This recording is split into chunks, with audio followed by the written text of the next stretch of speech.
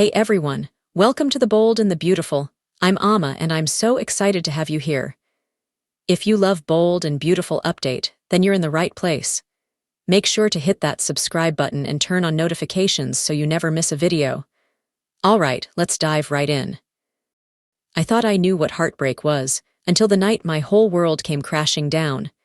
The man I loved, the man I trusted, looked me in the eyes and told me something I'll never forget. Luna, the girl I thought was gone forever, she's alive. And worse, she's carrying his child. I remember standing there, shaking, feeling like the floor had been ripped out from under me. How do you recover from that? How do you hold on to someone when their mistake is growing inside another woman? This is the story of the night I realized love isn't always enough, and the betrayal that nearly destroyed me. I don't think I'll ever forget the moment my world shattered. It started like any other day, or at least it seemed that way. I had this rhythm with Will, this sense of security, this belief that what we were building together was real. I used to picture our future in my head. A little house, maybe kids one day, laughter filling the walls. I thought I knew who he was.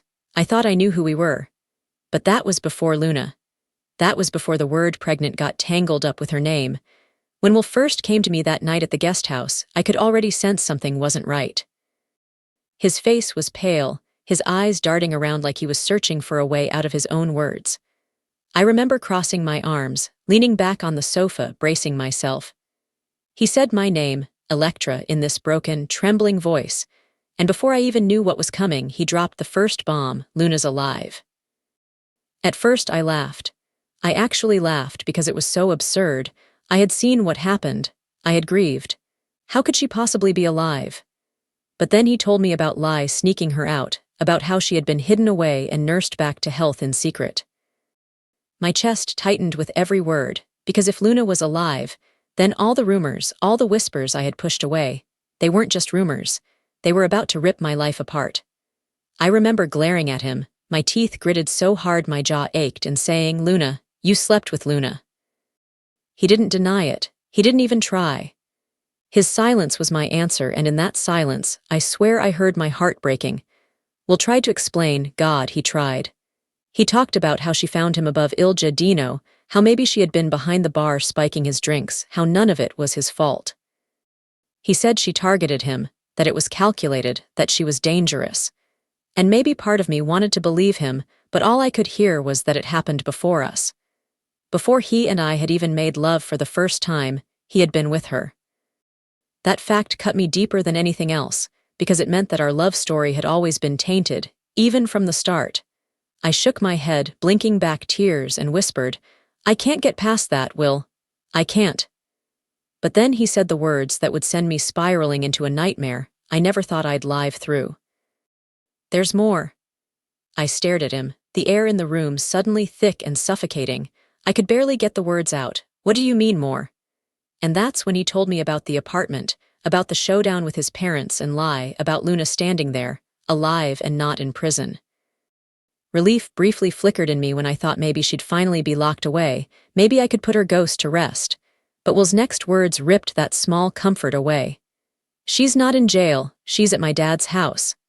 I shot up off the sofa, my whole body trembling. "What is she doing there?" I demanded, my voice so sharp it barely sounded like me. He stammered then, his words tripping over each other. He told me something had fallen out of her purse when they tried to take her away.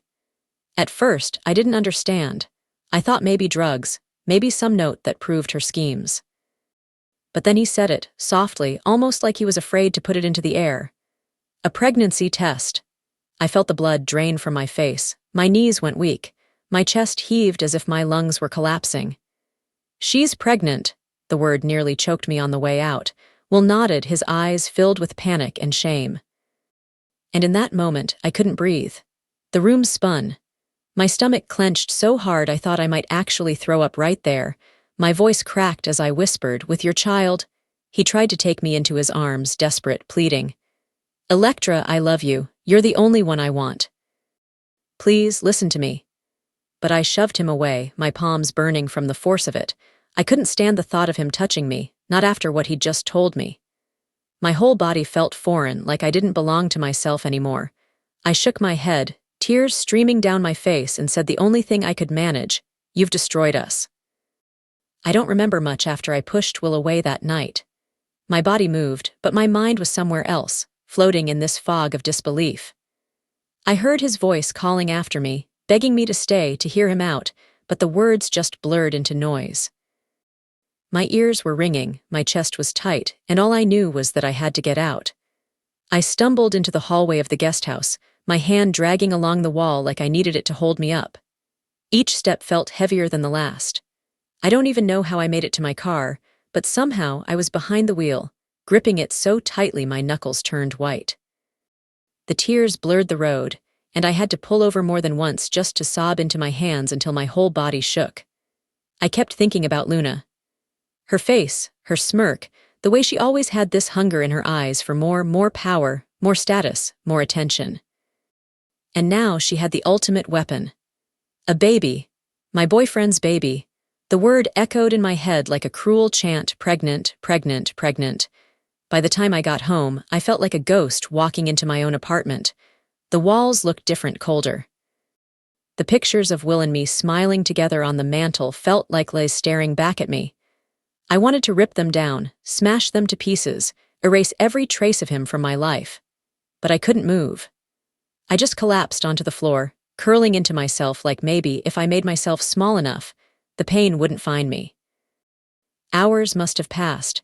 My phone lit up over and over again, calls, texts, voicemails, all from Will I didn't answer. I couldn't. Each time his name flashed on the screen, my heart twisted until I thought it might stop beating. I wanted to hate him, but the truth was more complicated. I still loved him, and that was the cruelest part of all. I finally dragged myself into bed sometime before dawn, though sleep never really came. My mind kept replaying everything, the way he looked at me when he confessed, the crack in his voice, the way he said he loved me.